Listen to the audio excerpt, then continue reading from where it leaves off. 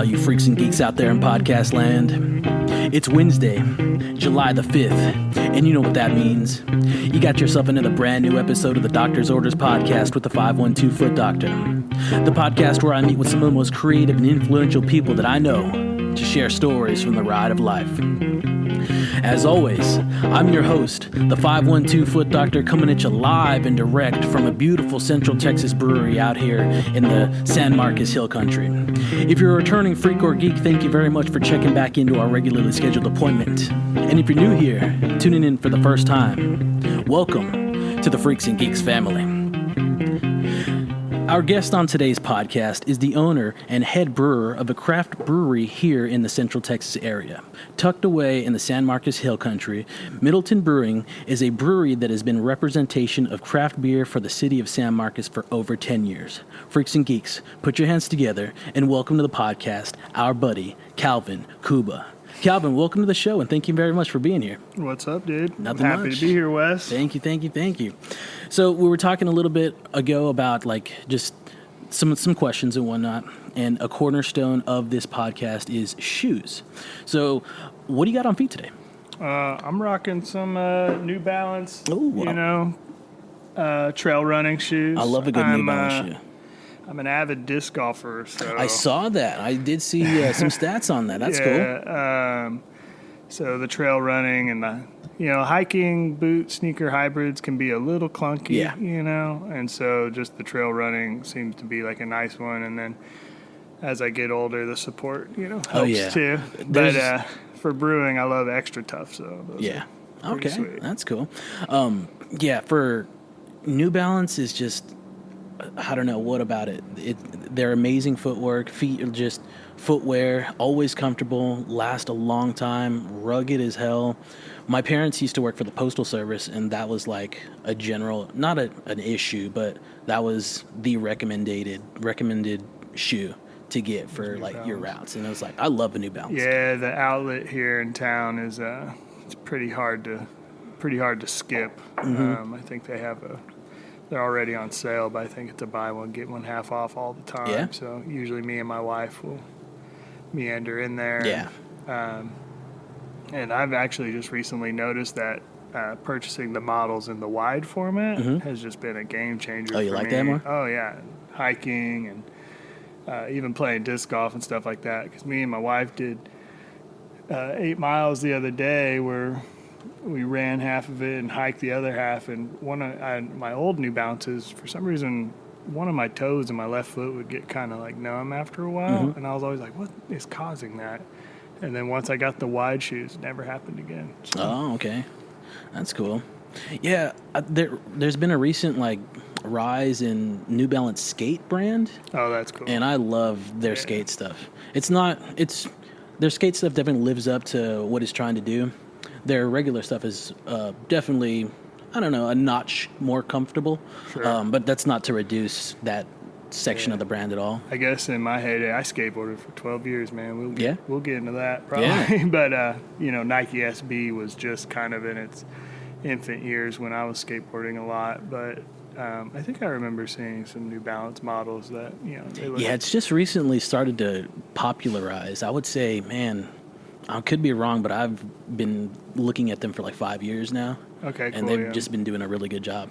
Yeah, I think they just look cool too. Yeah. Let's see. What kind of shoes do you usually wear? New Balances, man. Yeah, cool. Yeah, that's it.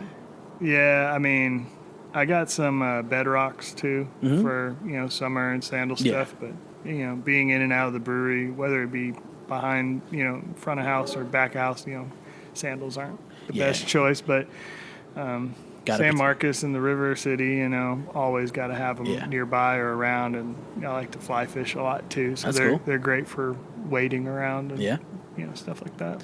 Do you think you can tell a lot about a person by the shoes that they wear?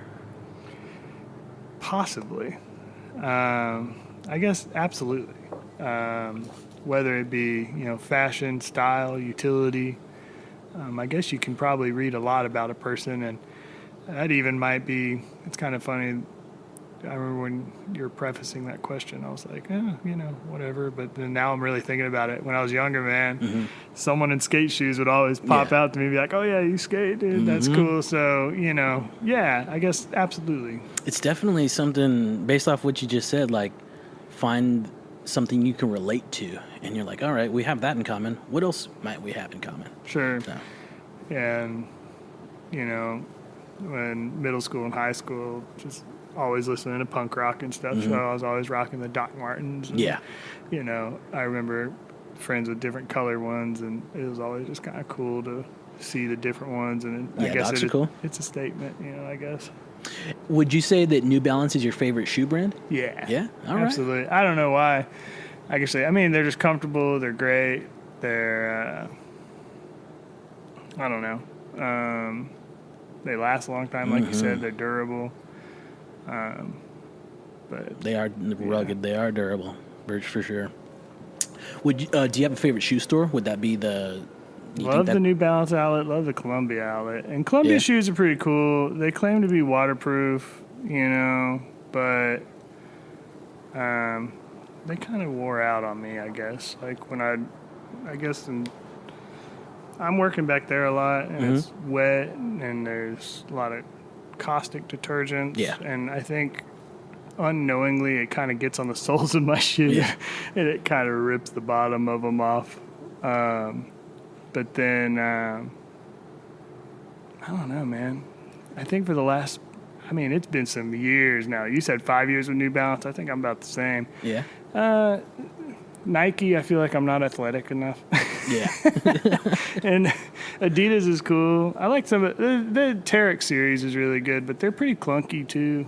Yeah. They're just fantastic. And like I said, I like these because they have it's kind of like these rainbow colors on the tongue. Oh yeah. They got all kinds of different colors, so I like a little pop style. Yeah, New Balance has that. What it's called, Foam Fresh. I think that's what. I think I'm wearing. Yeah, I've loved that just technology that they're using. It's a lot more in comparison to Boost and New Balance. It's a lot more supportive. And it's funny because even like I was saying, growing up listening to punk rock, and of course having that emo phase, and just all I wore was just black shoes, black pants, And now I take pride in putting some nice lime green shoes on and a yellow shirt and just kind of look loud and it looks cool. Do you remember the shoe store Just for Feet? It had a basketball court in it. I do actually. It was like a glass, looked like a glass box, black and red. I grew up in Arlington, Texas. And I think there was one at the Parks Mall. Possibly. So. And growing up, I think my mom would just let me run around in there, Yeah, that was a cool place to hang out. I remember they used to have one out in Northwest Austin. It's no longer there. I don't even know if the brand itself or the company itself is still up, but that was...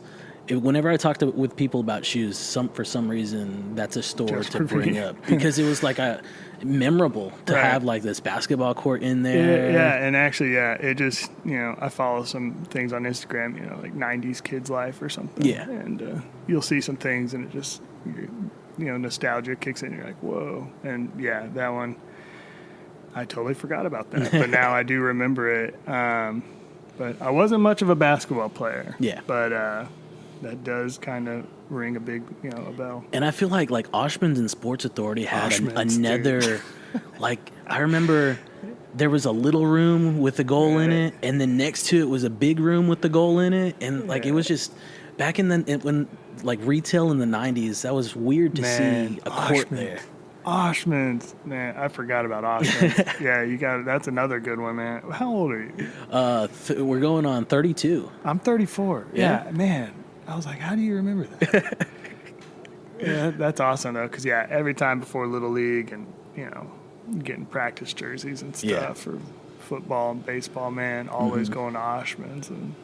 And they had those little, spelled with an O, right? I think so. I think so.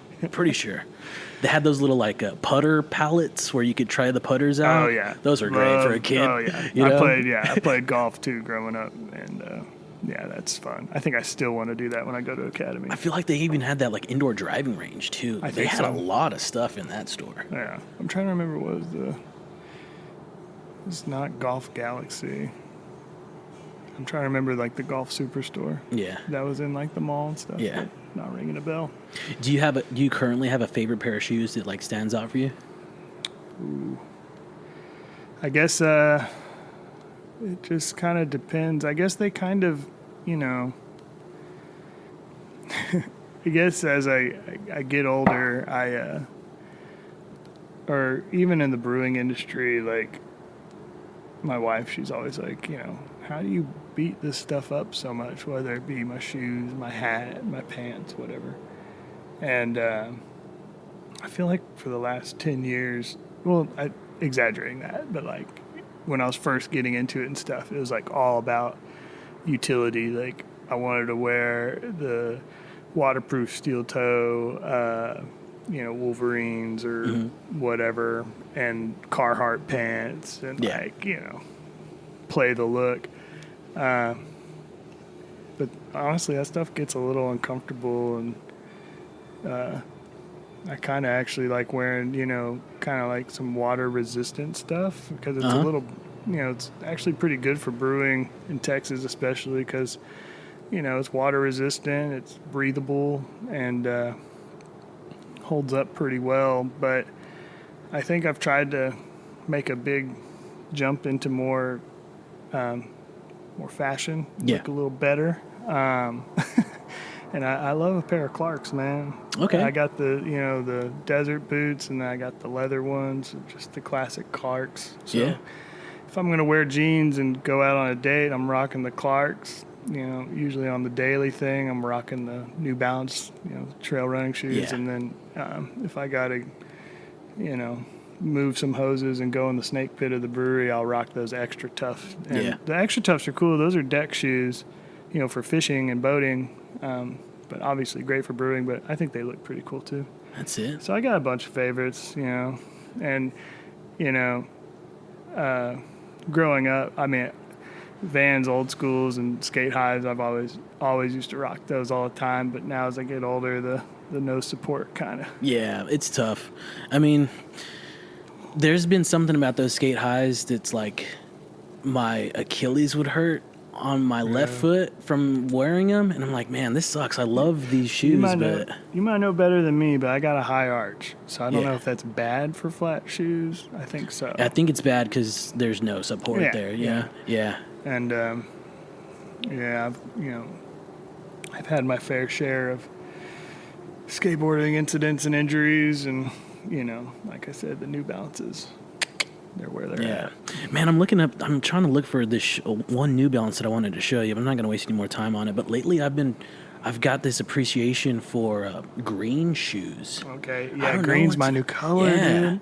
Like almost a army fatigue green that kind of just fades well. It's been, I don't know, I've been liking that colorway, green colorway. They often throw like oranges in there, little yellows, blacks, and whites too. I really like this thing called the Toe Protect. It's like a little hard, firm piece of plastic around the front of it, and that makes a world of a difference because I've worn, I think, those Under Armour shoes that are like all cloth. Mm-hmm. Now here in the hill country, you know, you'll hit a rock with your big toe that's the shape of an axe blade, and before you know it hurts. Yeah. Yeah, I'm going to move on from looking for these. If I see them later on, I'll bring them back up again. Yeah, I do wish they made a little bit, you know, some louder colors for the men's selection. I really do.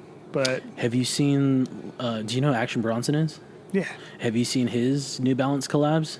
No, I need to look those up. They're pretty loud. They're not easy to get, though. I've struck out twice trying to acquire those, and I think there's difficult. Some pretty niche trail running, and you know, like Brooks and Merrill's and all that, and they look cool. Yeah, the running shoe is starting to pick up in the popularity of like just general footwear as well. Sure. I saw like some Saucony's yesterday, but it was just straight runners, and it's interesting. And even to me, like it's like that, you know, that hardcore look where they, you know, the basketball shorts and the band shirt, and then like the loud sneakers. Yeah, and like it's a cool look.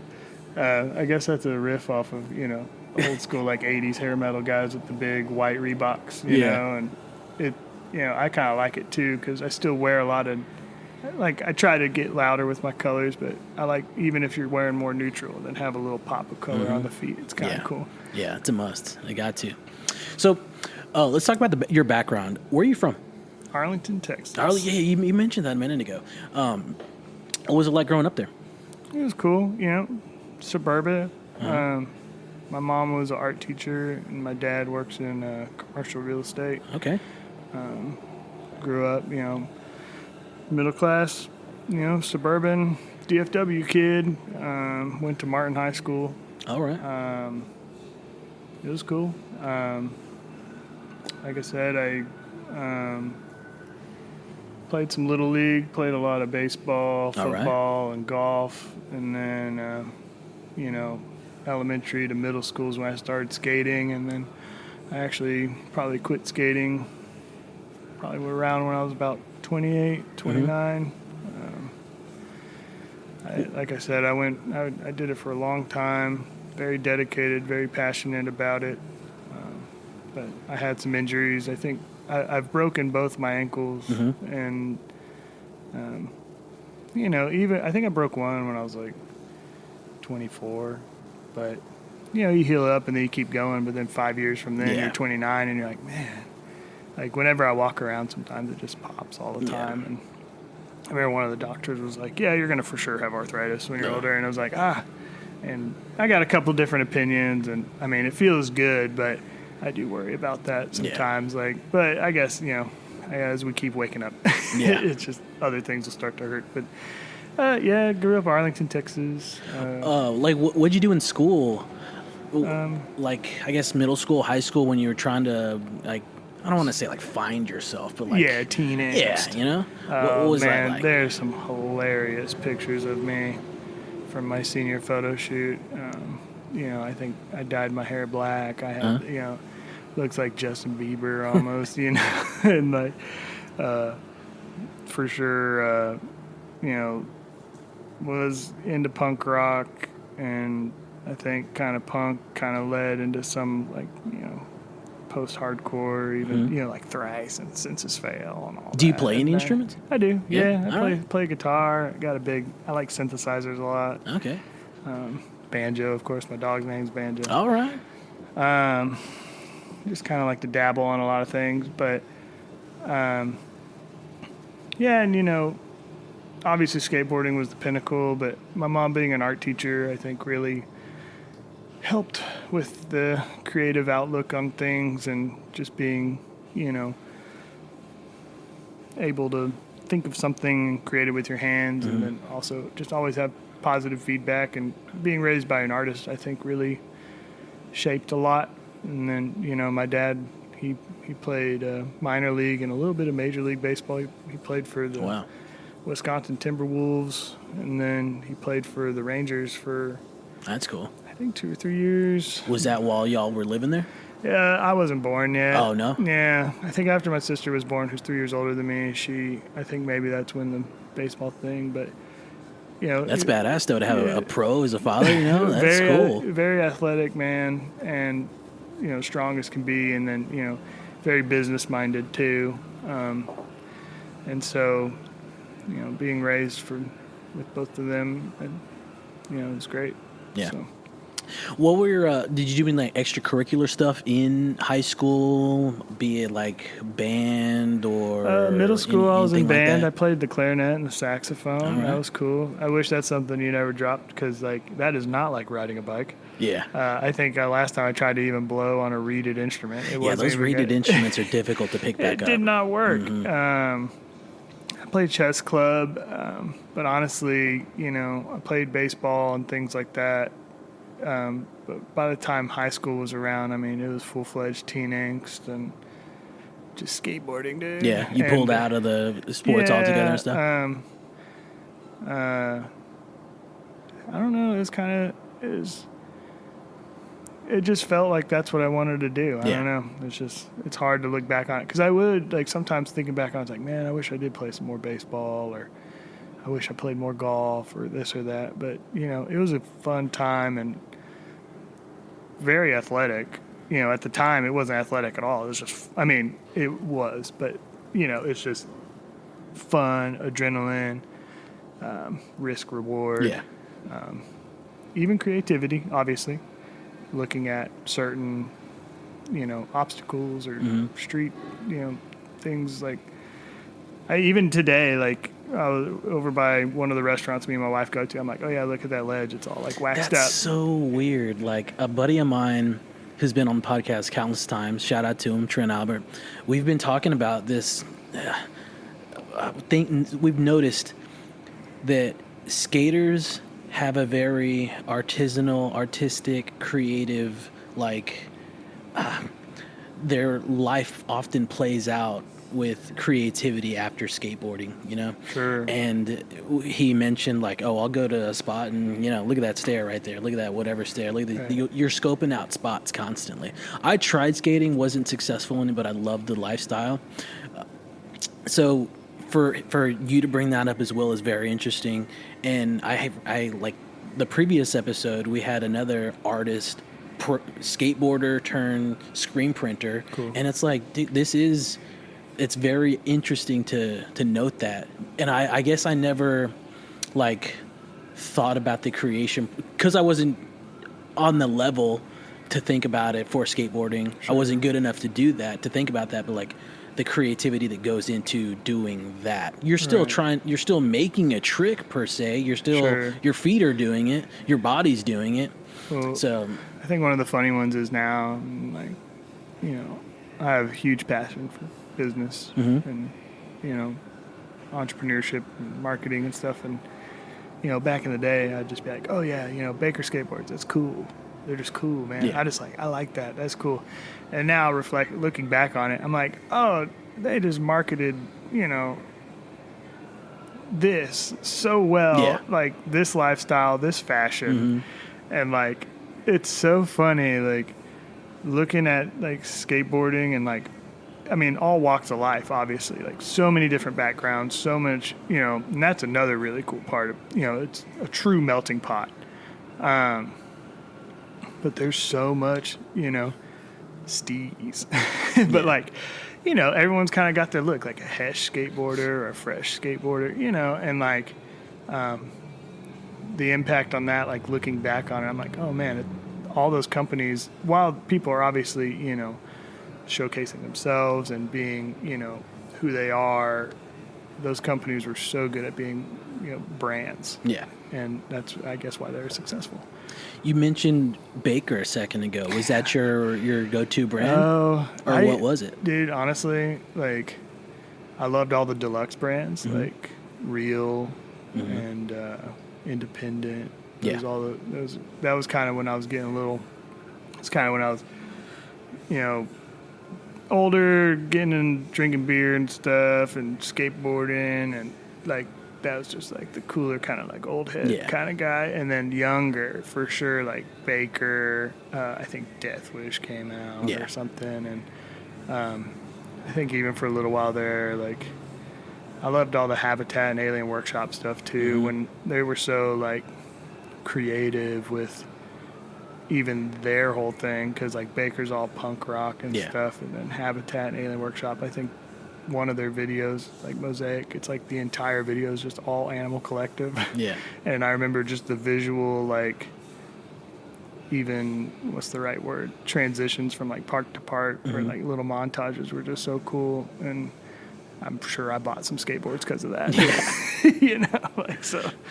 Yeah, I remember like asking my parents for a board, and it was like one of those Walmart boards. Shout out to them for like giving a shit and like doing it. Everyone had it. And I was like, damn, this isn't gonna do it. This doesn't feel right. And then I think my first like board got for my cousin was like an Almost board. I forgot about Almost. I liked Almost. Yeah. I loved Alien Workshop, but that was due to Rob Deerdeck. He really pushed, really sold that. Oh yeah. And then a buddy of mine, the same one, shout out to him again, Trent Albert, he got me on Death Wish. So I currently have a Death Wish board. And it's funny because, like, it's just funny to me that Rob Dyrdek now is, like, MTV personality. Yeah, he's because, yeah. In the late 90s and early 2000s, like, he shredded. Like, he was so good Yeah. at skateboarding. Like, Yeah. it's pretty cool to think about. But I think my first board was a Bucky Lassick Birdhouse or a Tony Hawk. Yeah, Birdhouse is cool. Love the Birdhouse. Birdhouse, I think, did make a comeback, and it's all, like, hesh and kind of rough. And it's kind of cool. Yeah. Or maybe they were always like that, but I didn't know. They had cartoon birds on it. I thought it was cool.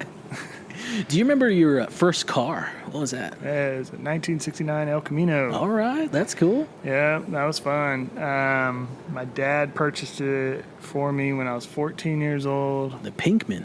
Yeah.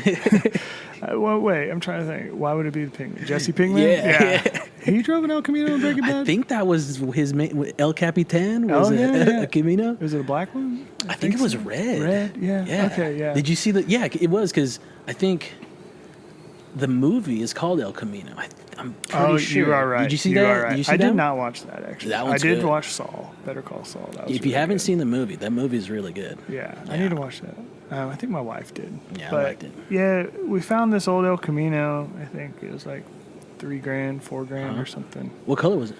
It was white with a black hardtop. Okay. And supposedly that's like super cool and rare because you'll see the vinyl top, but it was all hard. Yeah. So that was cool. And it was the Malibu edition, so it was smaller. All right. But, it's like this ridiculous V8 motor behind, a bench. Yeah. And no weight in the back. Perfect for a 16-year-old kid. And that's what's fun. Me and my dad, I say we worked on it. I held the flashlight. Yeah. We got it, like, tuned up. And I think I even put, like, a 10-inch subwoofer in it. And, like, it was jamming out. And such a fun car. And I remember I learned how to drive that thing in my parents' back pasture before I got my driver's license. But that was such a cool car. But I think I had it for 2 years. And I think one time I broke down driving to, like, Allen, Texas to go to the skate park probably in El Camino, on one of those insanely busy uptown Dallas highways, and I think at that point in time we all made a group effort that maybe, let's sell it and get something a little more reliable. Yeah. So I went with the Volkswagen after that for a little while. All right. But to this day, me and my father regret that decision. Yeah, selling that. Yeah. Yeah, man. It's a good story, though. I dig that.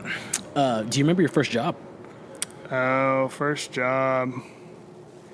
I'm trying to think. First one that was like not. I guess the first one that was like, oh shit, I got to go clock in for this. Right, not like right. a. Not like a little side thing in Yeah. high school or something. Yeah. My parents, like I said, so much good support. And when they always told me, like, if I stayed in school, they would pay my rent. And anything else, fun money or whatever. So I remember I picked up a job at a pizza joint, and I was a dishwasher.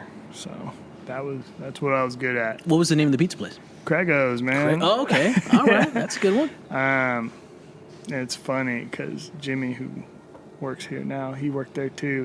He was actually cooking pizza on the ovens. Yeah. I think I got laid off because I wasn't. She tried to promote me to the line, and I wasn't very good. Wasn't taken? I was slow, man, and for some reason I could not make the wraps very good. Yeah. And this or that, and so I did that in college, and then after that I did a few odd jobs. I remember I helped this lady with a dog kennel, like south of town, and she was like a fostering boarding thing. And that was some good cash for college. But what's crazy is I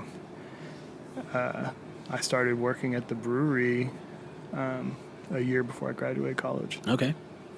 Yeah. And that wasn't here, right? No, it was up the road. Okay. Yeah. A different mile building? and a half, 2 miles up the road, yeah. So I would actually, I'd go to class, and then I'd work taproom, during the week. And then on the weekends, I'd come in and hang out and brew and stuff. Is it still there? The building is, but not the brewery. It's no. Okay, I got you. I think it was a coffee shop, and then it was something else. But unfortunately, it doesn't seem like anything can get in there with some foundation. Yeah. So, little backtrack. schooling, where'd you go to school at?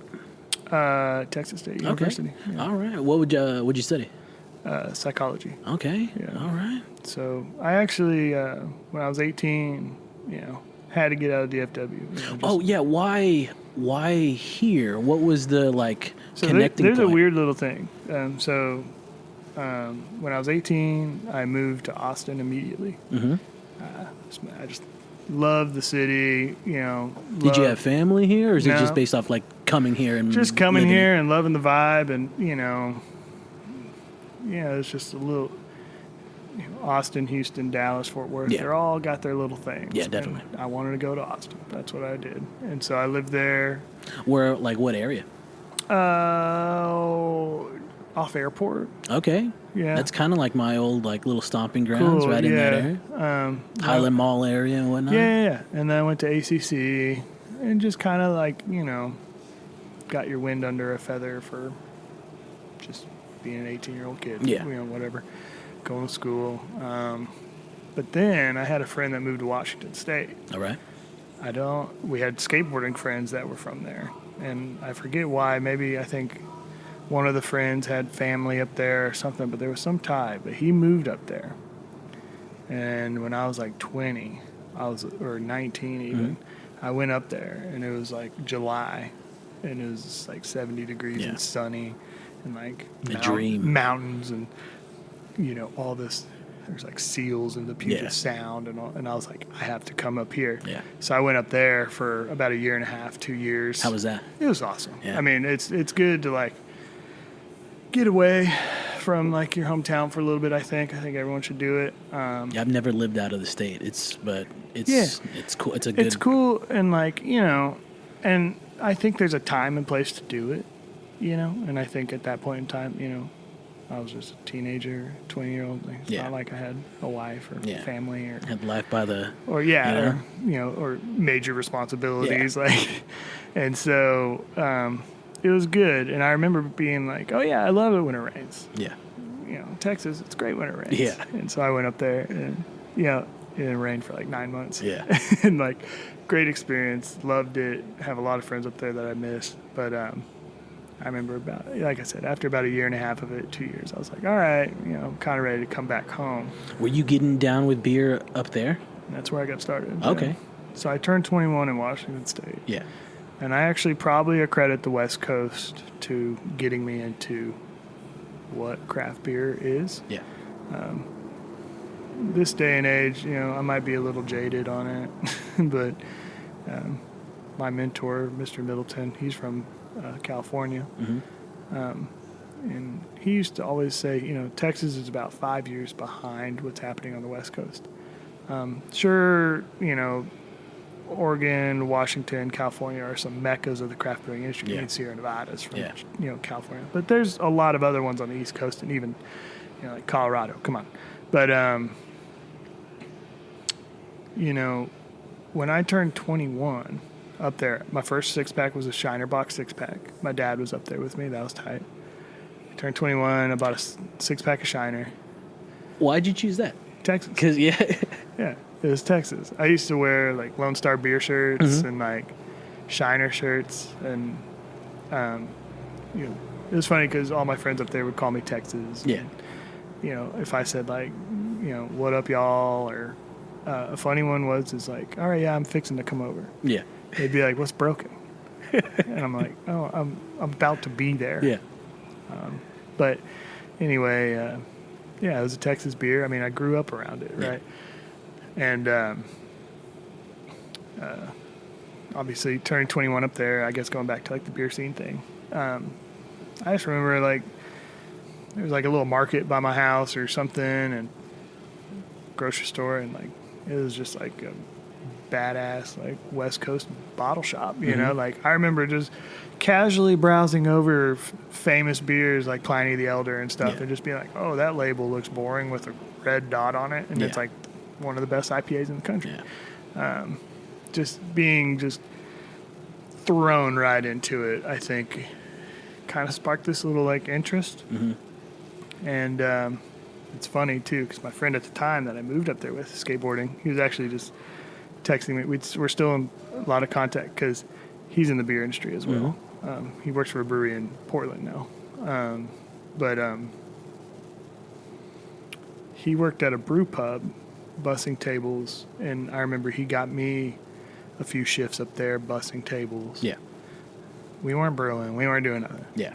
Just selling?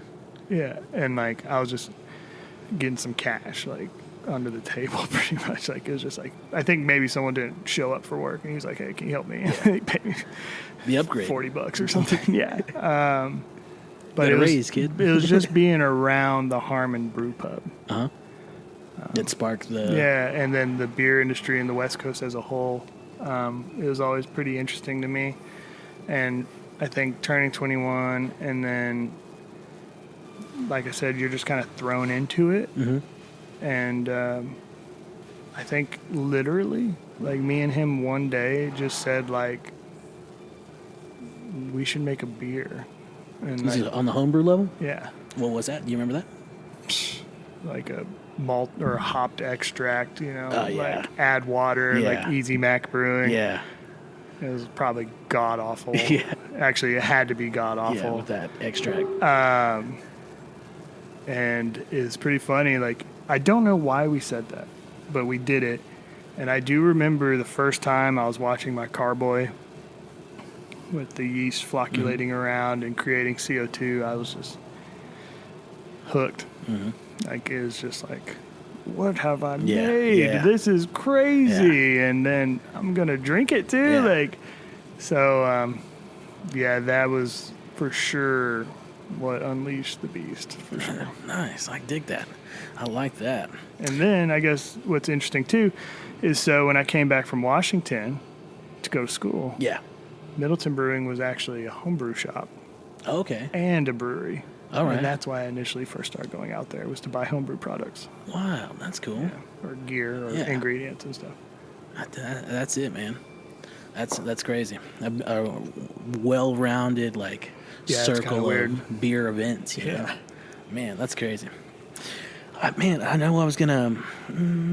I forgot. Hopefully, it'll pop back up.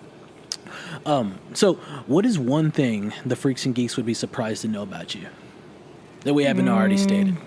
I mean, I do have a Bachelor of Arts degree in psychology. Yeah.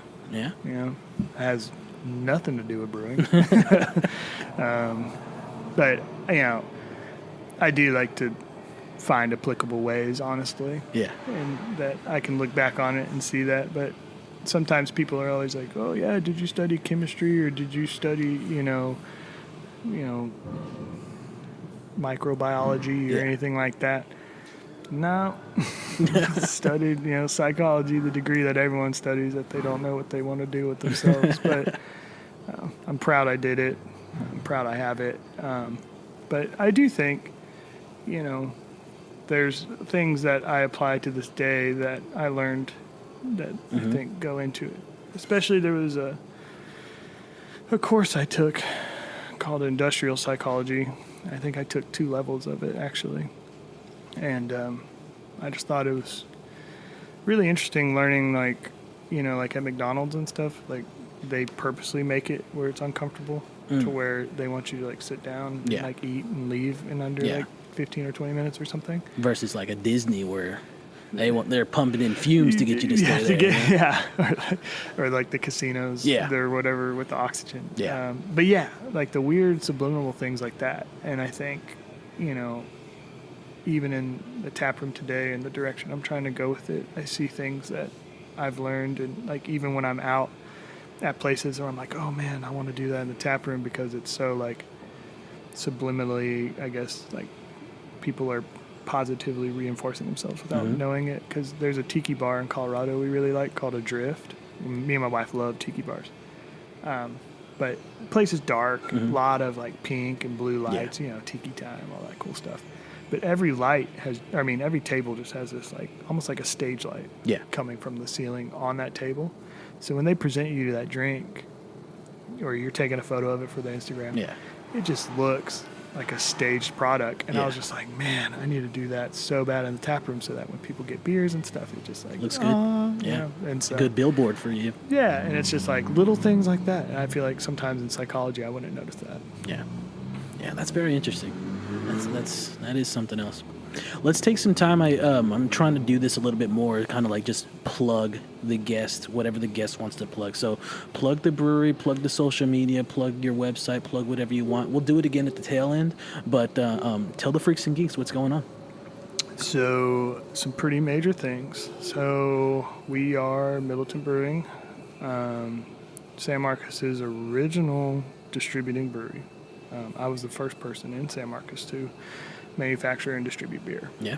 Root Cellar was the first to be brewing beer, but they were not distributing it. And my friend Silas Parker was doing that at the time, so it's kind of cool. I mean, I'm an old fart in the industry, I guess, now. But what's cool is, so, you know, Middleton was Mr. Middleton's brewery up the road. And is that Dennis? Mm-hmm. Okay. Yeah. And he has so many influences and so many passions that the original brewery were starting to. But then as businesses are organic, right? Yeah. And so as things come and go, and as even demand changes, and even like I want to do for my own creativity, we are, and I'm trying not to delineate off the subject, I promise. But I'm preparing to do a big rebrand. Okay. So we're going to be changing the look of the logo. I'm going to be offering new flagship products for distribution. That's and cool. Going with a whole new marketing direction and motto and all that. So that'll be really exciting, I think. Nice. I dig that. That's good. You got the social media. Y'all got all of them. You got your little Instagrams, your Facebooks, your Twitters, and all that stuff. Yeah, Middleton Brewing. It's all the Middleton same, Brewing. all the same handle on Instagram. We're not active on Twitter. At Middleton Brewing on Facebook, and then it's MiddletonBrewingTX.com. Okay, excellent. Yeah, that's what's bear with me. The website, we're going to redo it as soon as the rebrand happens, and I was hoping to do that in July, but it'll be cool. So maybe for your listeners, it's like you can check out the old website and then maybe check in a couple weeks or a month, and it might be completely different. Yeah, Freaks and Geeks, hit that up and definitely come out here. It's a beautiful, beautiful brewery. All right, so let's talk a little bit. Well, let's keep on the beer conversation. I guess I don't want to. I think we've already kind of covered this. What started your interest in craft brewing? We've definitely. That's your whole venture to Washington State, right? Would you say? I guess so. Yeah, and just being exposed. Yeah, like on that level of West Coast, because it's it was just insane. Yeah, and Texas's beer scene is great now. Yeah. Phenomenal. But at the time. At the time, this is like, I turned 21. When was that? 2011? Yeesh. Yeah. But yeah, it was just so exciting, and just so cool. So, what are your favorite styles of beer? I guess maybe let's cut it close and let's do 3. Your top 3 styles. Yeah. Excuse me. American IPA. Okay. Who doesn't love an American IPA? Yeah. I love German Kolsch. Yeah. Love a German Kolsch. Kolsch is great for the summertime. And then I gotta throw the pills in there, man. Yeah, German those are pills, good. Those are hoppy good. and lagers. That's. I mean, if you want to talk about desert island, it'd probably be lager or Kolsch. Yeah. So yeah, I mean, but honestly, I mean, all the styles are great in their own way. Are you also you like the darker side of things? Oh, absolutely. Yeah. I mean, Black Lab Porter is our. It's for sure a British-inspired porter. And I can tell you a little bit about my portfolio and where it's going now. But we first started brewing it as a British-influenced porter, which are going to be much more malt-forward, more chocolatey, toasty. As an American porter, would be a little bit more robust, a little more bitter, more pronounced hop flavor. Yeah. And I love that beer too. So and it's just a nice little chocolatey delight. Yeah. And people still love it too. So. What's your take on the shower beer? What's your thoughts about that? I love a shower beer. Love man. a shower beer. Yeah. It's beautiful. Especially before date night, Yeah. Not before work. No. But, you have to put in work to get the shower beer. Especially like if you yard work and then you go take a cold shower and then have a crispy boy with you. Absolutely. But I love the shower beer. We just moved into a new house. I actually don't know if I've christened that shower yet. Yeah, I love the christening of a shower. But I know at the old place they used to have the tub with the wall behind it, and so I was able to set it up way high. I don't know if I can do that. This one I have to double check that. Yeah. But what about this kind of new craze, the shoe beer at like sporting events? Have you seen this? You aware of this? We're gonna put the beer in a shoe. Okay. We just won, and we're gonna chug. Pour the liquid in the shoe. Yeah. Okay, that's gross, but hey, it's usually after a big victory. Sure. No victory, no shoe beer. And after probably a couple of non-shoe beers. Yeah, I would imagine. That's pretty funny. I had some friends in college that had a thing called Chicken Bowl, and it was just like a decorative, like you could put candies in it or something, but it was the shape of a chicken. Yeah. Oh, like one of those old ones where the top half was... and it opens up, yeah. Yeah, okay. And they used to be like, chicken bowl, and then like drink out of that. But no shoe beers. No, that's...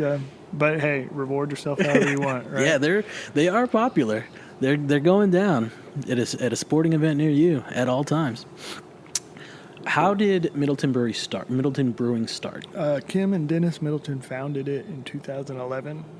They moved here from California. He was a geologist and a avid motocross guy. Okay. And motocross took him all around California, and obviously being from California, he was into beer. And then he used to go to Belgium for motocross, and he fell in love with Belgian-style beers. Yeah. Very passionate about Belgian-style ales. Because that was like the original train of thought for the brewery, right? Yep. Yeah. And when they moved here, he retired, and he wanted to start a little mom and pop shop, and that's what they did. It was a half barrel system. With a little homebrew supply up top, and then he'd have 4 or 5 beers on tap, and then they would be amazing examples of Belgian doubles, Belgian triples, saisons, brewed in a little thing back there, and they were just phenomenal, and such a cool place. And then he'd have guest beers too, and that was pretty cool because he'd showcase like some West Coast beers and all that. I guess this is a kind of a pop-up question. Why, and hopefully you might know, why were a lot of Texas's craft breweries always situated well outside of the town that they would be in? That was a very common thing I felt in the early days of Texas craft beer, that if you wanted to go to a brewery, it was oftentimes far out in the hill country area. Right. Even distilleries are still, if you want, distilleries, wineries, and I know the wineries for the growing region and stuff like that. But what's the cause of that? Do you think? Zoning. Yeah, absolutely. Is it a lot less restricted now? That's why you see more in town. Yeah, and there's pros and cons to each. Really, we have our own trials or. Not trials, things we have to deal with. So we're on a septic system. We have a holding tank. Yeah, we have to get it pumped. Stuff like that. Versus you have municipal water or sewage, but we also have our own well here that is a public water system that I get, and that's one of the big marketing pushes I will be doing in the future. Is all of our beer is brewed with well water. Yeah, and that's cool. You don't get that in the city. Yeah. Atmosphere, I think, is nice. It's always peaceful and relaxing. Sure. And honestly, over the years, I've had so many concepts and ideas of what would be a cool brewery, and in a perfect world, and it'd be awesome to have the rural, beautiful hill country brewery, but I think it'd also be pretty rad to have the urban, right in the middle, kind of style brewery as well. Yeah. So, but everyone has their own thing, and people make it work the best they can. Yeah. And I think for us, San Marcos has the historic downtown, and it's pretty, they want to keep it that way. Yeah. And so, with all the apartment stuff, I don't know. I mean, that's deep pockets, obviously. But, for us, this used to be a little fireworks stand. Oh, yeah? And we had a group of investors, and they came and purchased this land, and then we built the brewery. That's cool. Yeah, that's it. How'd you come to take the reins as owner? That's a long story. So, homebrew nerd to brewery owner. So I was employee 0. Was this the first brewery you worked at? Yeah. Okay. Yeah, and the only one, actually. Oh, yeah. Tons of friends in the industry, colleagues. I've been around a lot of commercial operations. Yeah. But yeah, just, always been here. And a fun thing is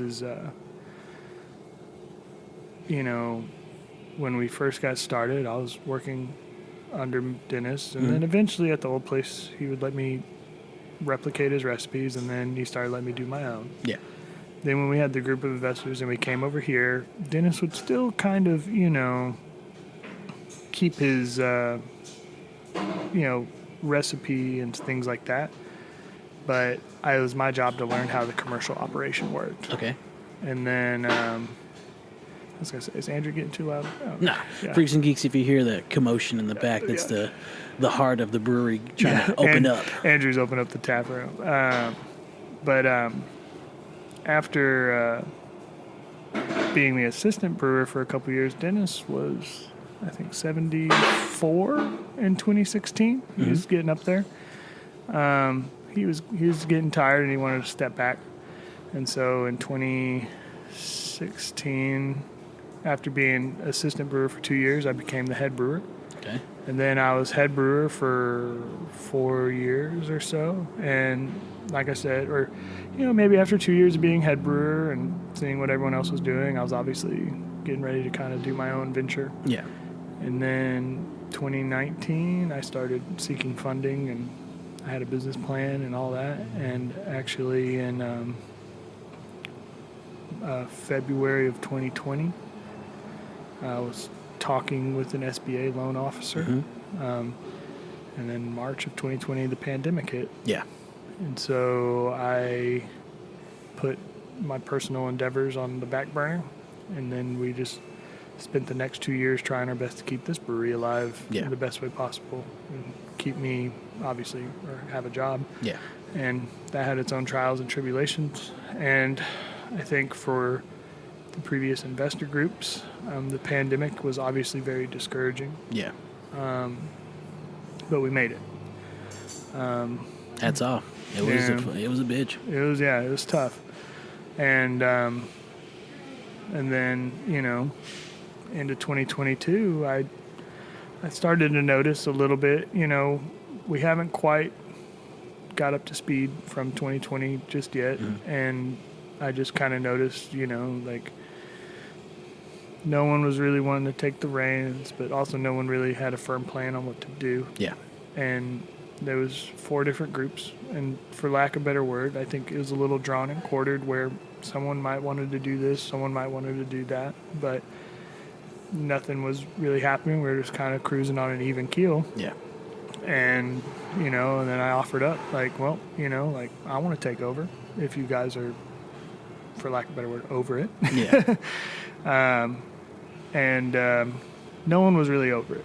It was, I guess it's a bittersweet thing for some of the previous owners, but they also knew it was me. Yeah.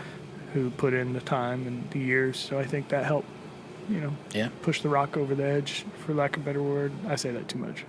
It's all good. I've got those same phrases. I hate them. I know. I see the things on Instagram that are like, you have poor vocabulary because you use literally all the time. I'm like, yeah I do. But, I sought out a couple more investors, and then, I took over actually in March. Of 2022? 2023. Okay, wow. Yeah, 12 weeks ago. Damn. Yeah. That's new. That's big. Yeah. Congratulations. So, thanks. Hell yeah. And like I said, that's why, still working on some things, redone a lot of the furniture, redid our menu board, just getting ready to Looking like good. I was saying, you know, we kept things on an even keel. Mm-hmm. I'm ready to, you know, toss the paddles in the water and throw a 25 horsepower outboard on this boat and just get going. But yeah, so that's kind of how it happened. Cool. Tell us about the Great American Beer Festival. You got any stories? Good time, man. You got any stories on that? Yeah, I went 8 years in a row. You compete in that? Mm-hmm. Yeah? Yeah, no medals, unfortunately. 1 year I think it was maybe 2 years, we have made it to the final medal contending rounds. What have you taken? We've done so many different ones. But one of the medal contending rounds, I believe, back in the day was our porter. Okay. Did make it to a medal contending round. There's 3 rounds, I believe. And then one time we had this barrel-aged blonde that made it to a medal contending round. But, that's cool. You know, there's so many great breweries, so much great beer out there. Is that like the mecca for U.S. craft beer festivals? Yeah, it's a good one. Yeah, I would recommend it. Yeah. I saw some pictures and it's like, damn, that's a lot of people. Yeah, a lot of beer. Very vibrant, very fun time to be in the city, in the industry. Obviously, as a consumer, you get to go to the convention center and you get to try literally all the beers around the nation. If you ever get the chance to do that, I always recommend pick your regions and choose a day to do that. Because you're not going to be able to do it all, obviously. Your liver can't either. But one of the things I do like is the city just lights up with so many cool beer events at Is it in Denver? Mm-hmm. Okay. At bars and tap rooms and restaurants. There'll be random breweries doing tap takeovers. There's other festivals going on like Rare Beer Fest, What the Funk Fest, all kinds of random shit. Oh, my bad. I don't know. But no, it's all good. No. Feel free. Keeping it kosher. But so much cool stuff. Like Rare Beer Fest was really cool. Like I got to have a beer poured by Sam Cligione of Dogfish Head. That's things cool. like that. Yeah. Garrett Oliver's there and King, the big guys and movers and shakers, as you say. But it's very cool. And then, unfortunately, the Falling Rock was a beer bar in Rhino District in Denver, and it was just so cool. They had an event every night. They used to do these, what was this IPA event we went to, hosted by Middleton Brewing, called IPA Throwdown, to where all these breweries would bring their IPAs, and that's Erica. It's all good. It's all good. I thought it was Andrew, but it's Erica. It's my sister-in-law, actually. But IPA Throwdown, such a fun event, but unfortunately they went under, I think, during the pandemic. Oh, yeah. And I actually have not gone back to GABF since the pandemic. It's about to be happening in the next month or two. But with, taking over the brewery and getting all of our ducks in a row, we're not going to be able to go this year, but I'm hoping as a crew we can go next year. Yeah, that sounds like a good goal. Are you a member of the Texas Craft Brewers Guild? Yeah, we were members for 6 some odd years. Yeah. And then at the pandemic, when we were cutting costs, we had to pull back from every sort of thing. And they do so much for the industry and all that. But I've actually been in talks with Caroline and all that. And once, I told her, once we take over, we're jumping right back into it. Yeah. So I need to get back on that. But I know she sent me an email literally a month ago. But they've done a lot for the progress of the Texas industry, and we've always tried to show them as much support as possible. Yeah, no, they do a lot. They do a lot of advocacy for sure. All right, so for a non-beer drinker, someone that wants to start exploration into craft beer, what styles would you recommend someone start with? For non-alcohol options? No, like a person that just never explored, craft beer altogether. They're drinking beers, but they're not in the craft realm. lagers, Kolsch, and pale ale. Yeah. I would say. Yeah, pale ale was probably one of my first. No, I think I jumped right into IPA. Maybe pale ale, but I think it was probably IPA. Yeah, I think like even in my portfolio for the flagship beers, I like to try to brew them in a way that I call approachable. I really would like non-craft beer drinkers to be able to step out of the boundary and enjoy them still without being just overly assertive, like hops in your face. Yeah. And I'd like to brew them in a consistency and flavor profile that craft brewer, a veteran craft brewer, will be able to appreciate it. So I think there's a beauty in that. And, you know, I think for someone coming into craft beer, like trying, you know, lagers, Kolsch, Pils, Helles, Kolsch beer, they're going to like those beers because they taste like, or they're similar to what they've had. But I think moving into something like a pale ale it's balanced, but it's not overly assertive on the hops or the malt character. I think that's a nice, like, hey, check this out. Yeah. Or, you know, same with even, you know, I guess like a porter too. You know, it's not as robust as a stout, but you're going to get some flavor profiles that you're not getting in your typical American light lager. Yeah. Obviously. Excellent. And I think that even goes for Kolsch too, honestly, or like lager, because there's going to be more malt profile or more ester and phenol profile from the fermentation than your typical American light lager. But, you know, there's a time and place for all beers, you know, and I even, you know, I've done some adjunct beers here as well, and they usually go over in both sides of the, you know, non-craft beer drinkers and people that like it. So positive stuff. That's good. What are some of your favorite regions in the United States for craft beer? Oh, gotta say the West Coast. Is it divided into fours, or is it north, south, east, west, or is it less than that or more than that? I mean, I think GABF does it in 5. I think you got, or maybe 6. You got West Coast, Midwest, Southwest, South, East, Northeast. Okay. I think. Yeah. And you could guess it. We could just run off that. Yeah. But, you know, yeah, I love the West Coast, man. Yeah. I mean, I'm even joked. I'm like, yeah, we got to go to San Diego and do a little R&D. But I guess to put it in perspective, I think the city of San Diego has something of like 110 or 120 breweries in the city. Yeah. You know, I think the state of Texas has like 300 or something. I mean, maybe I should look up those stats before I just start yapping. But the brewery per capita is just insane over there. And the thing is everyone's doing great beer, you know, and that's awesome. It's really cool because, and even in terms of regional styles too, like the more New England, like juicy IPAs and stuff like that, love them. Great. There's stuff like that. But I'm pretty biased when it comes to that dry and bitter West Coast IPA. So I just love it. They make good stuff. I definitely dig their stuff.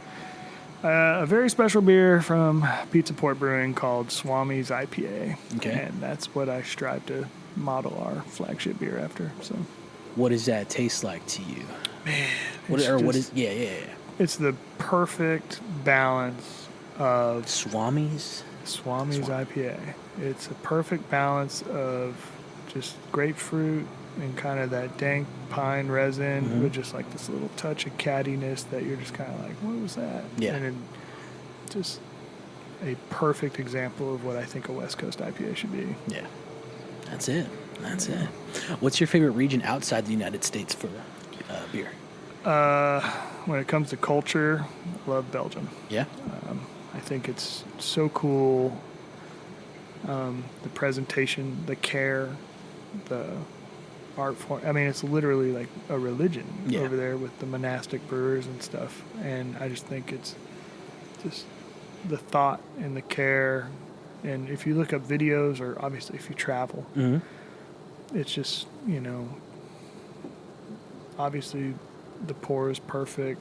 Yeah. You know, they'll either scrape the phone or like dip it in this cup of water and like position the glass perfectly at you. Every beer has its own glass. Yeah.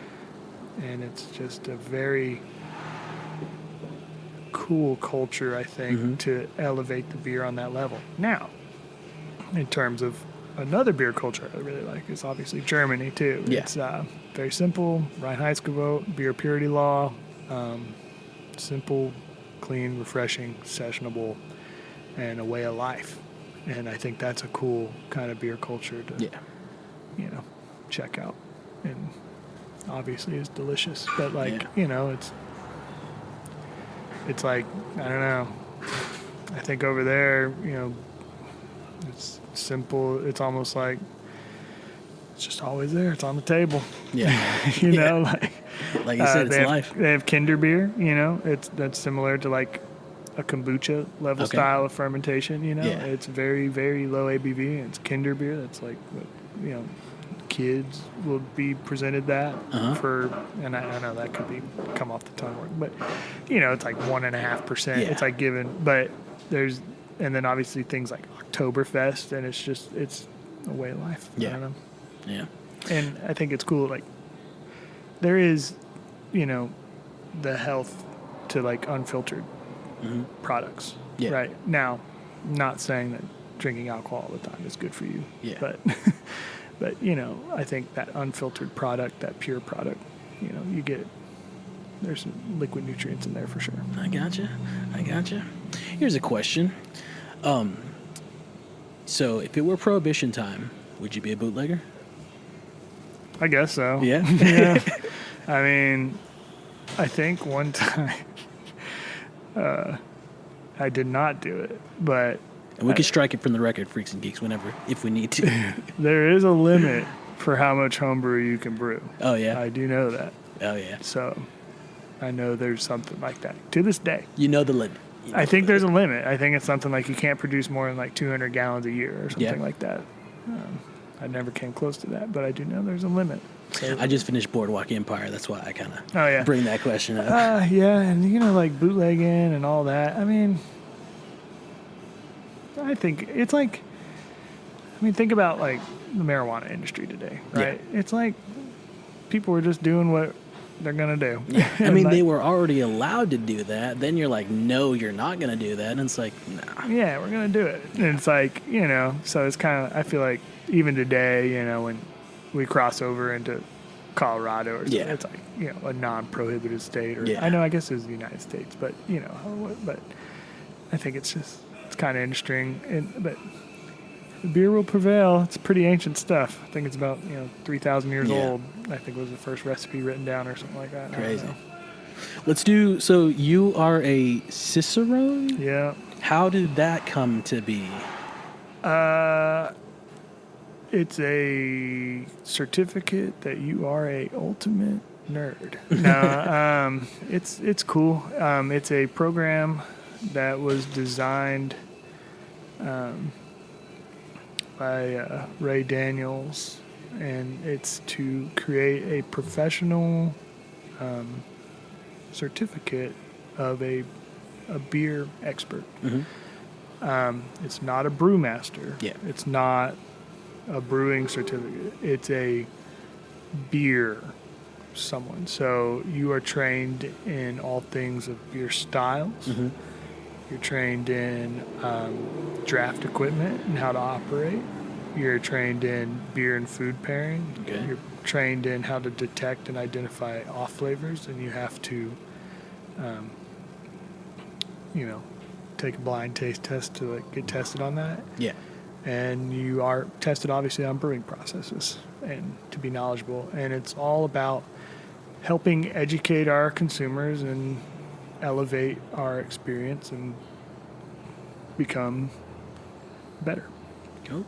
I think I was already a beer nerd for 6 years, or something. And I started studying, and I think I studied pretty hardcore for about 6 months and took the test. Yeah. Passed. And then my friend Jason here, he's a certified Cicerone as well. Yeah. He actually went to Chicago and did a crash week test for a week, and then took the test and passed too. So all right, that's pretty cool. Yeah. But it helps us become a better company. It helps us become better brewers. Yeah. It helps us become better influencers of the industry because we can talk it. We can, find if there's something wrong with it, if it's fit for service, and also just have fun with it. Yeah. So. Yeah, it's good stuff.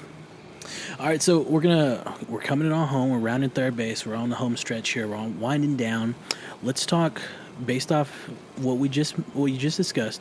Beer pairings. I'm gonna throw out five different foods, and throw me a style that you would pair with it. Okay. Food number 1, breakfast taco, bacon, egg, and cheese, and potato. What are you gonna pair with that? Bacon, egg, and cheese, and potato. Yeah. So, a tortilla is a pretty mild, bread. And then bacon is very salty and savory. Eggs are pretty delicate and a mild profile.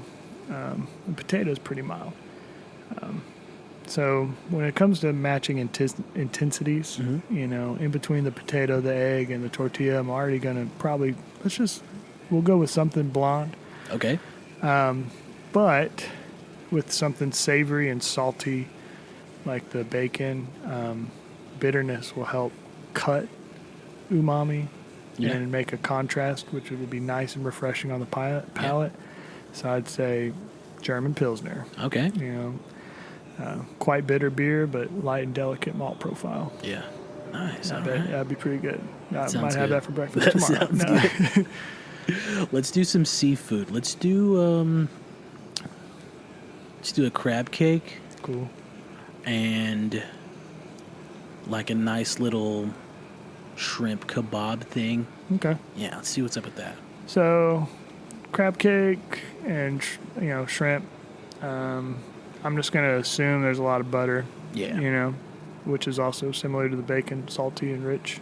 But not as rich and salty as bacon, but very umami, and the very delicate flavors of shrimp and crab.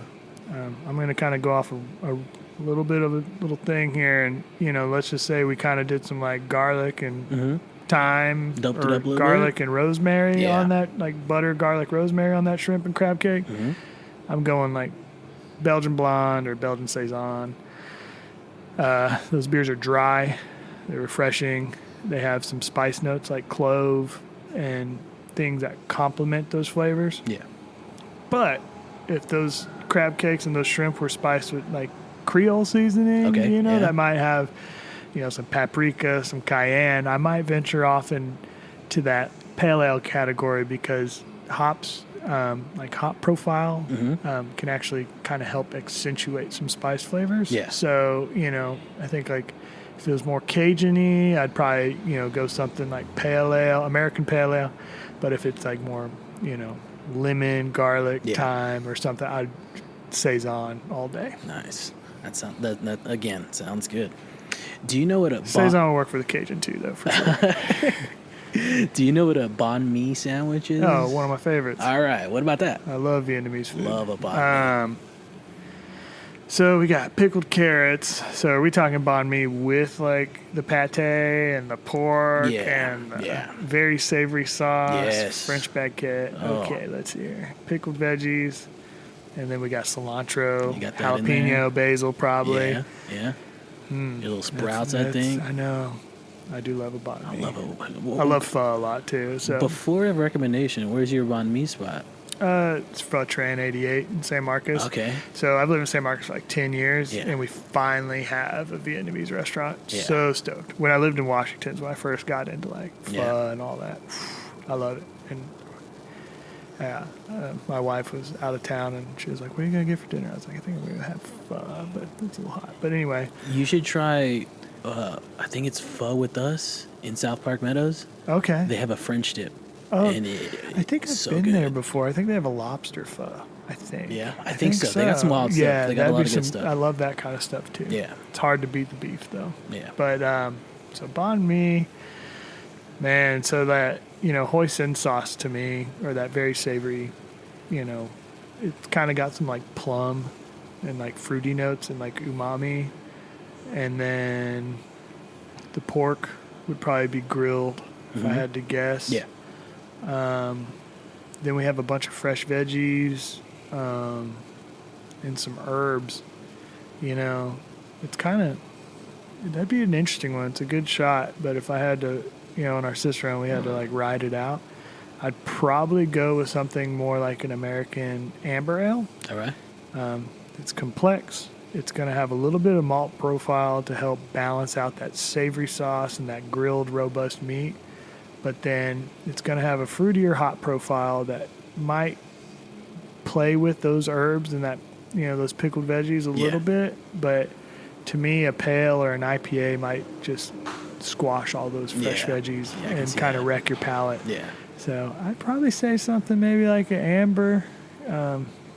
You know, that's actually something I haven't really thought about and tried to do. So I need to do that. Or, you know, in all honesty, maybe for the same reasons, you know, pills, they're all going to be delicious, right? But, you know, maybe even something like a Kolsch or an alt beer for the same reasons. A little bit more malt profile to help match that intensity of that grilled meat. But, you know, those pickled veggies are kind of the hard one to kind of, you know. But I see it could be good. So I'd say probably something like a alt beer or amber ale would be really good. All right. We got like 2 more. I'm down. What about like the Mediterranean realm of like a shawarma? Mm-hmm. Yeah, let's just do a shawarma right there. Yeah, so Mediterranean food has a lot of coriander and you got your cucumbers, tzatziki, dill, I'm trying to see, tomato, lettuce. Greek yogurt and stuff. The naan. Oh, the naan. It's kind of like the breakfast taco question, but a little bit more. So it's like, you know, wood. And it's just the herbs. Like, there's some other ones. What is it, like tarragon? They got coriander, garam masala. Oh, yeah. Garam masala could get, Probably some cilantro and some, would it be basil? No, not basil. Cilantro and, it might be, no, Italian parsley. Right. Yeah. Yeah. I think if you're doing something like chicken shawarma or, you know, poultry. Yeah. I mean, a lot of robust flavors in there. Very bright, you know, with the dill, the creaminess of that tzatziki and the fresh veggies. I'd probably say let's go with like Belgian Strong Golden or Belgian Triple. Yeah. You know, there's no, you know, on a kebab or whatever, you know, or I forget, it's like the rotisserie for pastor. And a spit. And then when they put the hero meat on those things, there's not a lot of char. I mean, a little bit, but not like a grill. Yeah. So it's like, you don't want to go into that. And there's a thing when I'm talking about matching intensities, like obviously if things are grilled, roasty beers kind of work out. But it's sometimes not like that, you know? And so I think like a Belgian Triple would be really good because it's got, you know, light in the color, but then it's got that big boozy background to help cut that fat in that yogurt. That I think it would just be a nice, refreshing little pairing. Man, that's it. All right, your favorite meal with whatever beer you go. My favorite meal? Yeah. Man, so if we were talking about Vietnamese food and just one of my personal favorites is, you know, chicken wings, man. And so there's even Thai food too. There's like these Thai marinated fish sauce wings with like, you know, the Thai chilies and then they're like sour, funky, salty, spicy. I've only had like Korean. I haven't had like Thai-based chicken wings. But check that out. I mean, IPA and chicken wings, dude. I mean, and then if we even go into like buffalo wings or even just spicy wings, like bitterness helps accentuate spice. And so when it comes to, you know, any of those kind of sauces on a chicken wing, it's hard to beat, man. And then it kind of almost leads into another one of my favorite beer and cheese pairings. Y'all just did y'all start doing that? We did one a few back with what's that one out of Shirts? I forget. Riverway Creamery. Okay. Very cool. Great cheeses. But IPA and blue cheese is an incredible pairing. Okay, I'll have to check that out. I'm a big blue cheese guy.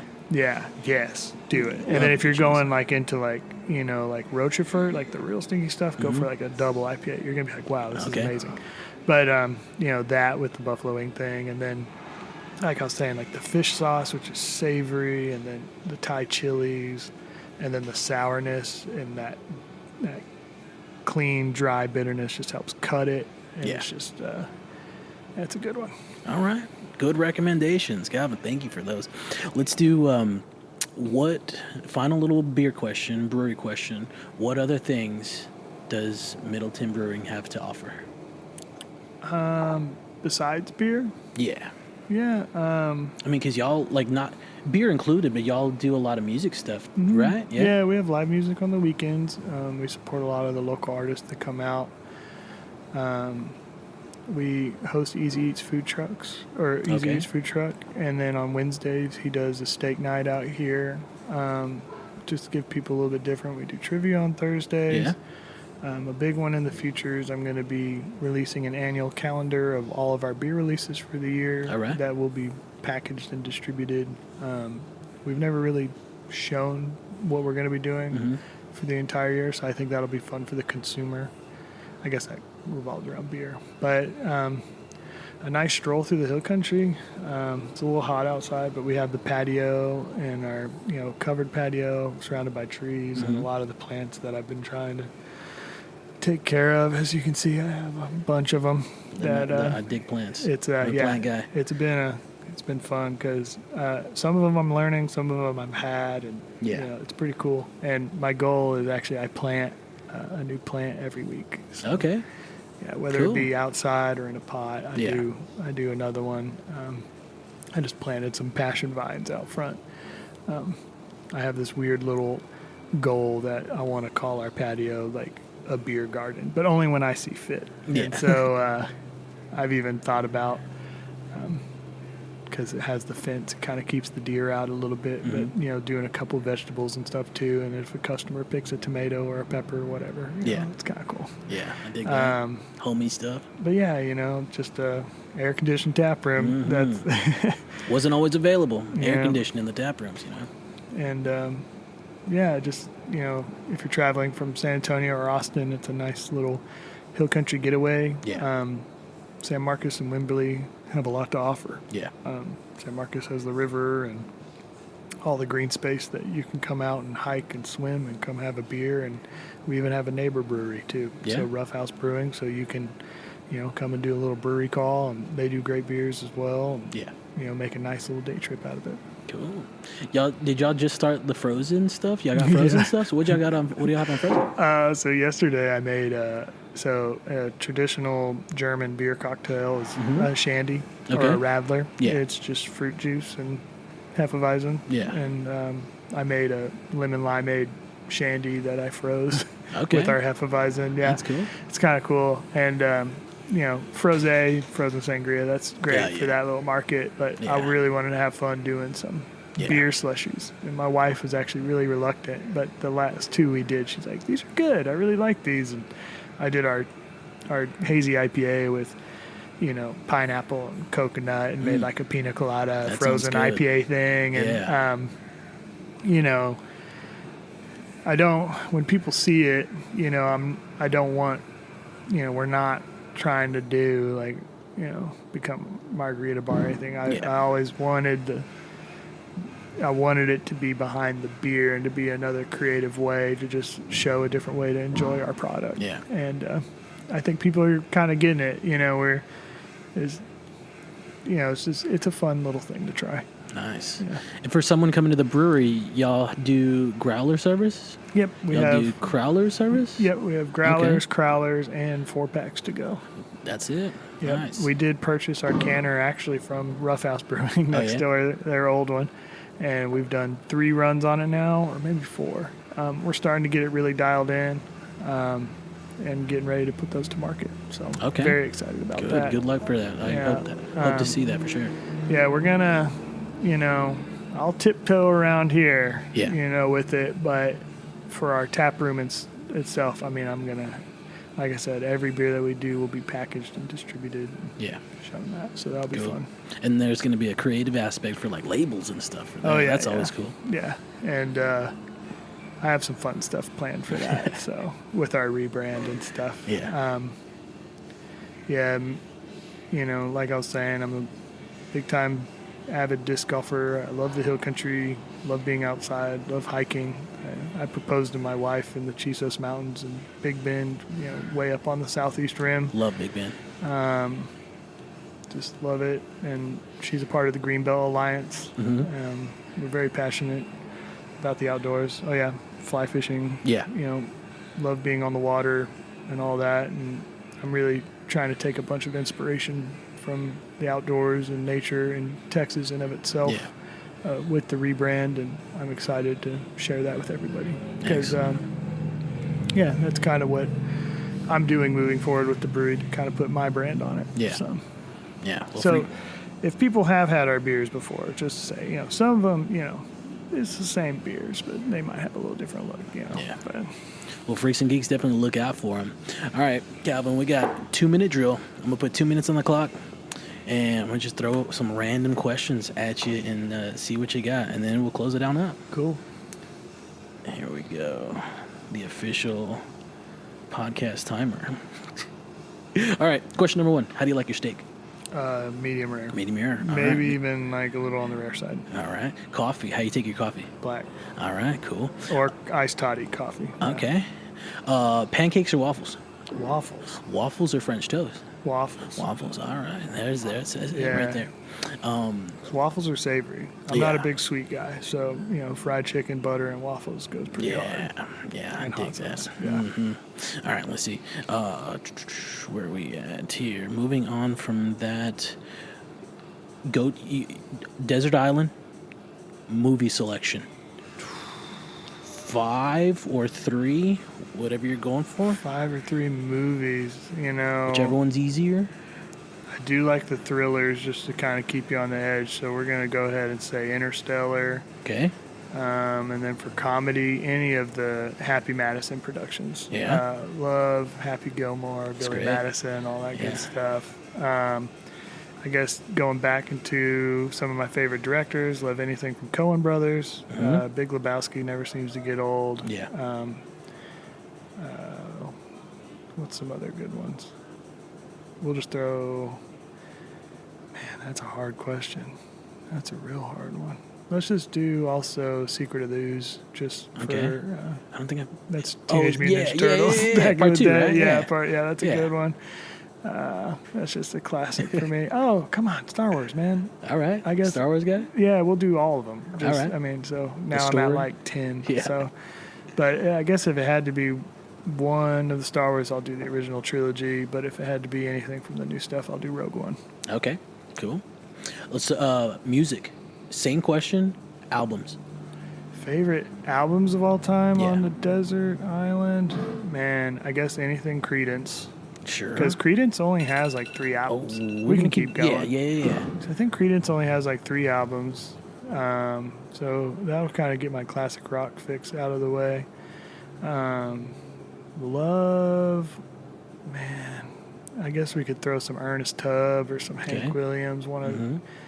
And it's hard to, I guess, name a specific album because I'm always doing the artist stuff. Yeah. But I think on my Spotify, they claimed me as the adventurer because I listened to like 2,600 different artists last year. Or something. yeah? Yeah, because me and Jason are always just like... But a favorite modern band I really like right now, Natural Child. They're kind of Alright. like, they're from Nashville. They're like a southern garage rock, kind of little punky vibes. And they just released a new album called Be My Guest. That's really good. Just saw Steely Dan not too long ago. That's cool. Oh, I went Dead & Co. Love all the Grateful Yeah. Dead stuff. So, yeah, kind of all over the place. All right. Chicken wings. Drums or flats? Flats. All right. And lemon pepper dry with a side of hot sauce. Okay. Do you speak any other languages? I took German in high school. In college. So I speak Ein sprechen Sie Deutsch. But my wife, her family's from San Luis Potosí, and I really want to learn Spanish. But I'm hoping when we have a kid, I can learn Spanish with the kid. Right. Yeah. Did you have any childhood nicknames? One that sticks out? I guess I had Texas and Washington. Oh, yeah. One of my aunts called me Joe Cal. Joe Cal? My first name's Joseph, and my second name's Calvin. Yeah. Let's see. Do you have a signature? Do you have a signature or quote that you live by? A signature quote. That's what it's. Yeah. Do you have a signature quote that comes to mind that you live by?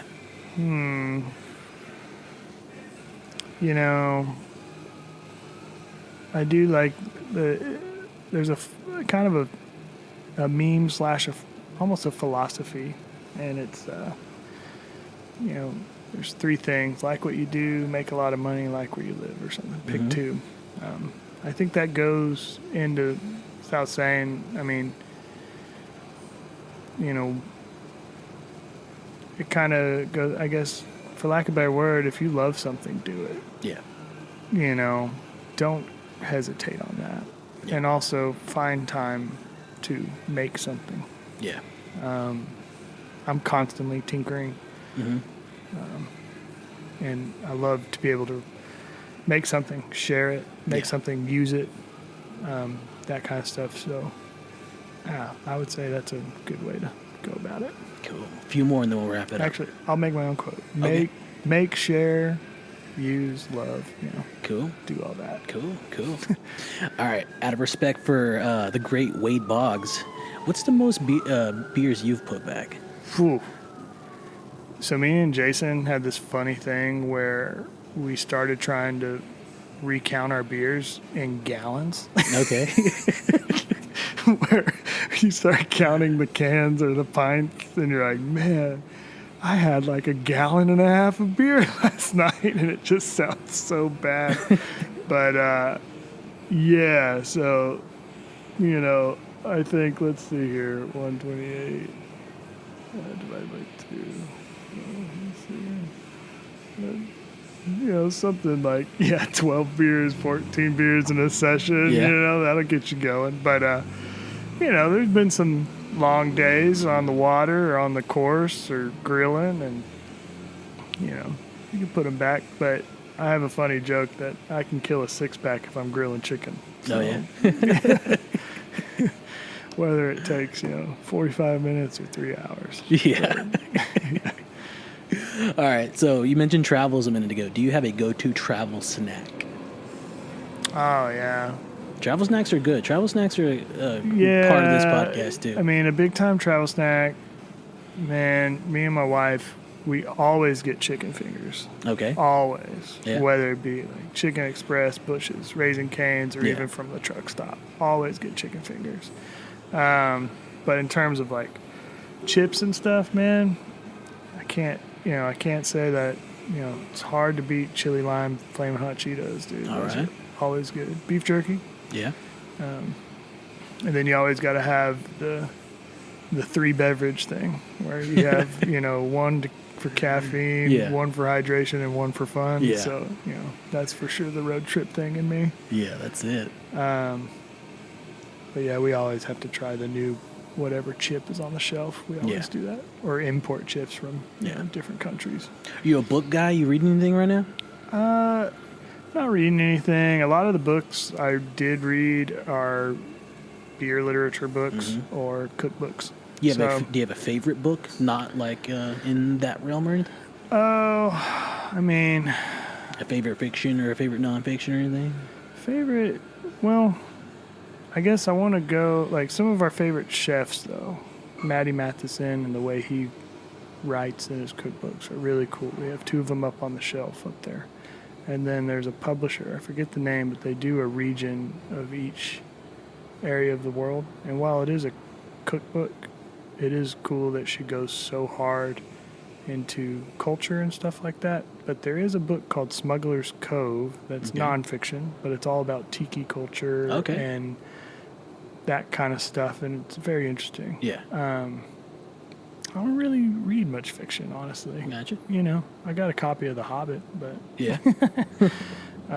but Designing Great Beers is one of my favorite beer books. Mm-hmm. I reference it. I learn from it. I read it all the time, but it's it's an inch and a half thick. Yeah. It's written by Ray Daniels, and it's there's not one beer recipe in it. Yeah. And it's thick. Yeah. And it's all about theory and recipe formulation. It's Cool. very interesting. Well, nice. If there was a sandwich or pizza named after you, what would be on it? Oh, pizza, pepperoni, jalapeno, pineapple. Dude. All right. Yeah, the calzone. Yeah. But not a calzone, pizza. Yeah. But if it was named after me, yeah, I'd probably do that, and then maybe throw some onion on there just for fun. Okay. A little spice. We have an argument that might be the best pizza of all time. Yeah. All right, last one. For someone trying to dive into this industry, what is your biggest suggestion? Little advice. Educate yourself. Be passionate.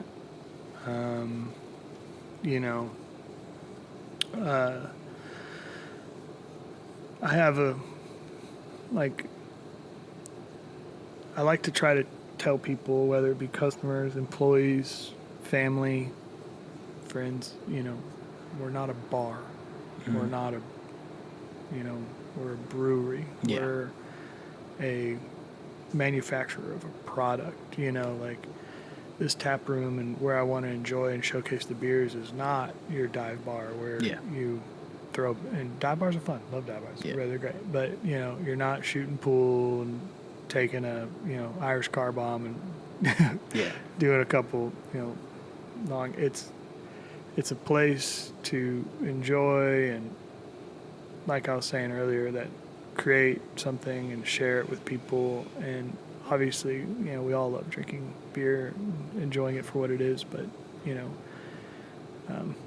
I think as long as if you keep sight of that, like you're a brewery, you're a brand, and I think you'll go a long way. And obviously, if you want to get your hands in it, don't be afraid to get your hands dirty. Mm-hmm.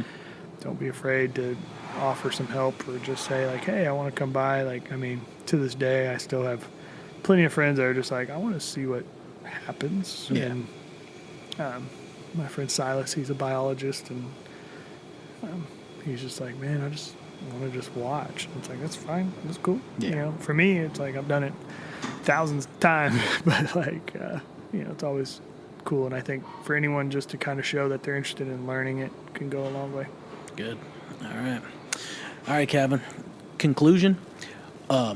Where can the Freaks and Geeks find information on you, information on the brewery, another little plug, social media stuff again, maybe upcoming events, shout-outs, and just last words for the Freaks and Geeks? Yeah, obviously at Middleton Brewing on Instagram, we are making a big push on getting that to where I would like to have it showcase our brand, and I think for everyone out there right now, it's really interesting because we are going to be going through a transitionary period. I'm Joseph Calvin on Instagram. If you want to see a little bit into my personal life, it's nothing exciting. It's just food, beer, discs, dogs, fishing. But shout out to all the people that support us, and it still gives me goosebumps. When I see people here hanging out. I know we're in a recession. I know the pandemic has changed a little bit of what people do nowadays, and it is a different, place where we're at. But, it never gets old to see people here enjoying, having a good time. And, you can find our beer, about 30 miles from here. We distribute primarily in draft, but I'm hoping to double that. So anyone in the Hayes, Caldwell, Guadalupe County probably know us, but I'm trying to get a little bit into Bear and to Travis, and maybe a little bit out east. Yeah. I guess that's Guadalupe County. Oh, Comal County. I got those two mixed up, but yeah. Excellent. I do want to give one little shout out to you. Thank you for doing this as well. But shout out to your partner, your spouse, your wife. Oh, yeah. She kind of like tied the Oh things yeah, shout together. out to her, of course. Yeah, she keeps me in check. Yeah. And she does so much to help me and help this brewery together. And I love her to death. And it's been pretty fun, just kind of creating this idea of what we both think would be good for the brewery and for the customers and for everything. So excellent. Any closing thoughts for the Freaks and Geeks out there? no, come have a pint. Yeah. Come check it out. Yeah. We've got 6 beers currently on tap, and I'm hoping once the rebrand happens, I'm going to try to roll in an anniversary that's a little late, but we've been doing a lot of different things, getting ready, and kind of like a rebrand launch type party, and then keep a lookout on our Instagram and our website for that annual calendar. Sure. And if there's a beer that sparks your interest, then come by and check it out. And I'll definitely be posting all the details in the show notes in the description, where they can find information on Middleton and everything like that. But thank you so much for sitting down. Thank you for your hospitality. I'm going to close this one out, and then we'll wrap that up. Cool. Well, Freaks and Geeks, that's all she wrote. Once again, I want to thank Calvin Kouba. Thank you so much for being here, sitting down, chatting about beers for the audience. It was great. Loved it. Freaks and Geeks, definitely come out here, come to Middleton Brewing, and have a drink. Enjoy the space. And if you catch this podcast and you catch Calvin here, just tell him you heard him on the Doctor's Orders podcast with the 512 Foot Doctor, and you dug it. Freaks and Geeks, thank you for listening. And remember, new episodes of the podcast are released every Wednesday at 6 a.m. Check it out. Do me a favor, if you are a podcast lover, a podcast connoisseur, if you know someone that gets into podcast, follow the Doctor's Orders podcast on whichever podcast platform that you prefer. And make sure you leave a comment and you rate and subscribe to the podcast while you're there. Also, hit up the podcast hotline, ask some questions, or make a guest recommendation, 512-522-3814. That's always there. You can even text into that as well. Make sure you follow us, myself on Instagram, follow the guests on Instagram as well, and continue to tell Freaks and Geeks that you know about the podcast. Remember, the Doctor's Orders podcast is a Life or Death Studios production. Freaks and Geeks, until next time, we'll see you on the next one. Don't be late.